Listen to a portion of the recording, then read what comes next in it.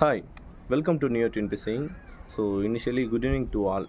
எல்லாருக்கும் ஒரு happy news என்ன அப்படின்னு பார்த்தோம்னா, நம்மளோட டிஎன்பிசியோட ஆனுவல் பிளானர் வந்து ரிவைஸ் விட்டுருக்காங்க. அதாவது மீண்டும் ஒரு திருத்தல் செஞ்சு அனுப்பியிருக்காங்க. அதில் என்ன அப்படின்னு பார்த்தோம்னா, காமனாக குரூப் 4ல் எந்த சேஞ்சஸும் இல்லை. ஓகேங்களா, நம்ம ஜூன் 9 2024 எக்ஸாம் நடக்குது. சேமஸ் குரூப் 1 சொல்லியிருக்கோம் இல்லையா, குரூப் 1 வந்து 27 இந்த இப்போ வர ஏப்ரல் 27ஓட லாஸ்ட் டேட்டு. கண்டிப்பாக எல்லாருமே அப்ளை பண்ணிவிடுங்க.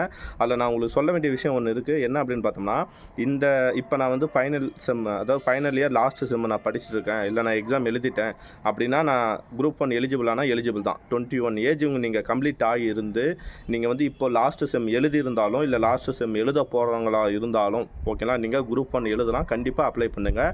குரூப் 4 படிக்கிற எல்லாருமே ஓகேங்களா, குரூப் 4 படிக்கிற எல்லாருமே டிகிரி ஸ்டாண்டர்ட் எலிஜிபிள் நீங்கள் இருந்தீங்கன்னா கண்டிப்பாக குரூப் 1 எழுதலாம். சரிங்களா, நீங்கள் வந்து அது அது குரூப் 1 வந்து பெரிய அளவில் வியந்து பார்த்தா கண்டிப்பாக அது நமக்கு பெரிய விஷயமாக தான் தெரியும். நார்மலாக அதுவும் ஒரு எக்ஸாம் தான், நம்ம டிகிரி ஸ்டாண்டர்ட் எக்ஸாம் தான். நம்ம ட்ரை பண்ணலாம், முயற்சி பண்ணலாம். உள்ளுவதெல்லாம் உயர்வுள்ளல், மற்றது தள்ளினும் தள்ளாமை நீர்த்து. சரிங்களா, இந்த திருக்குறளுக்கு ஏற்ற மாதிரி நம்ம எண்ணங்களை உயர்வாக வைங்க. சரிங்களா, குரூப் 1 கேம் வச்சுன்னா குரூப் 4 ஒரு விஷயமே கிடையாது, ஈஸியாக எடுத்துலாம். சரி, நான் சொல்ல வந்த விஷயம் என்ன அப்படின்னு பார்த்தோம்னா, இந்த ஆனுவல் பிளானரில் என்னடா அப்படி முக்கியமான சேஞ்சஸ்னால், ரொம்ப முக்கியமான சேஞ்சஸ் ஒன்று விட்டுருக்காங்க.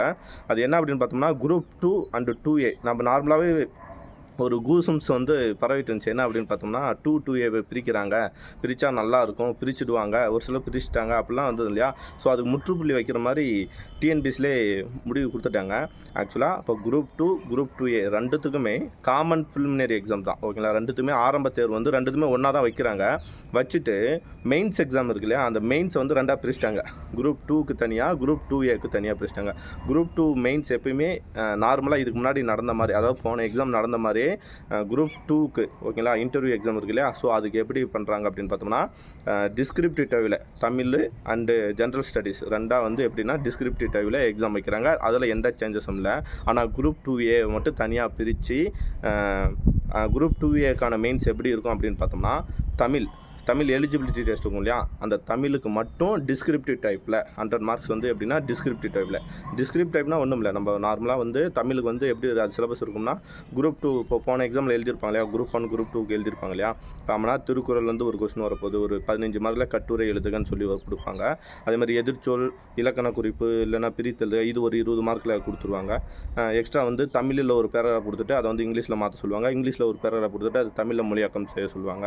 அப்புறம் பெரிய பேராகிராஃப் கொடுத்துட்டு அது சின்னதாக சுருக்கி எழுதுன்னு கொடுப்பாங்க. தமிழில் கொடுத்துட்டு இங்கிலீஷில் எழுத சொல்லுவாங்க. ஸோ இவ்வளோ தான் ஓகேங்களா. ஸோ அது காமனாக ஈஸியாக எல்லாருமே பாஸ் பண்ணிடலாம் ஓகேங்களா. அந்த குரூப் 2A மெயின்ஸில் 2A நான் சொல்லிட்டு இருக்கேன், தமிழ் வந்து டிஸ்கிரிப்டிவில் கொடுத்துட்டாங்க.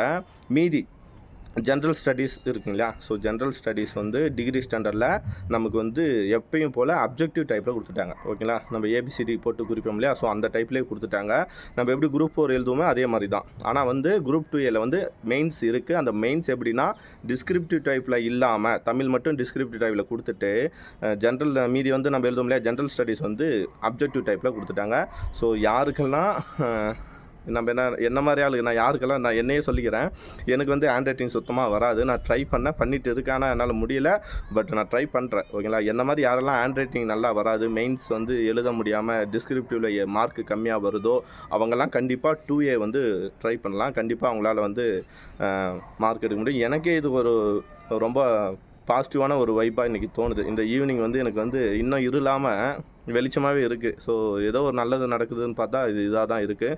ஸோ கண்டிப்பாக என்ன பண்ணுங்கன்னா, குரூப் 4 படிக்கிற எல்லாருமே குரூப் 2 குரூப் 2A குரூப் 1 எல்லாமே ட்ரை பண்ணுங்கள். உங்களோட எண்ணங்களில் உயர்வாக வைங்க. உள்ளுவதெல்லாம் உயர்வுள்ளது, இதுதான் நம்மளோட மோட்டிவ் பாயிண்ட்டாக இருக்கணும்.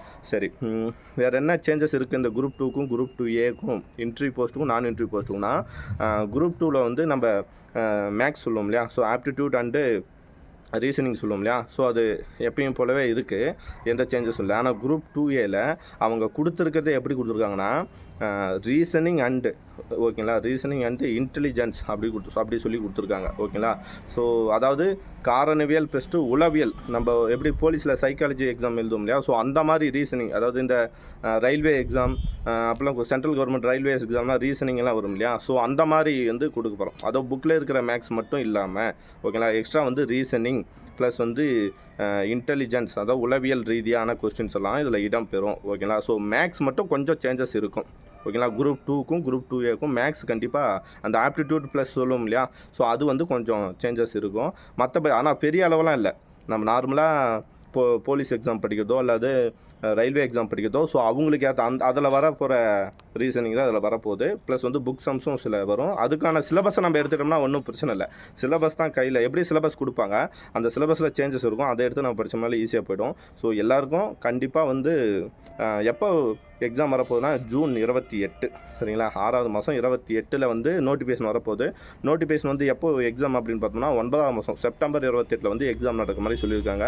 ஸோ 2A இது ரெண்டும் காமனான ப்ரிலிமினரி எக்ஸாம் வச்சு அதில் வந்து குவாலிஃபை ஆகிறவங்கள 2A தனியாக பிரித்து 2க்கு வந்து எப்பயும் போல் descriptive type Tamil and general studies வந்து டிஸ்கிரிப்டிவ் டைப்லையும், அதே வந்து 2Aக்கு தமிழில் மட்டும் டிஸ்கிரிப்டிவ் டைப்பில் கொடுத்துட்டு ஜிகே ஜென்ரல் ஸ்டடீஸை வந்து எப்படி கொடுத்துருக்காங்க அப்படின்னு பார்த்தோம்னா அப்ஜெக்டிவ் டைப்பில் கொடுத்துருக்காங்க. ஓகேங்களா. ஸோ இது ஒரு பாசிட்டிவான விஷயந்தான்.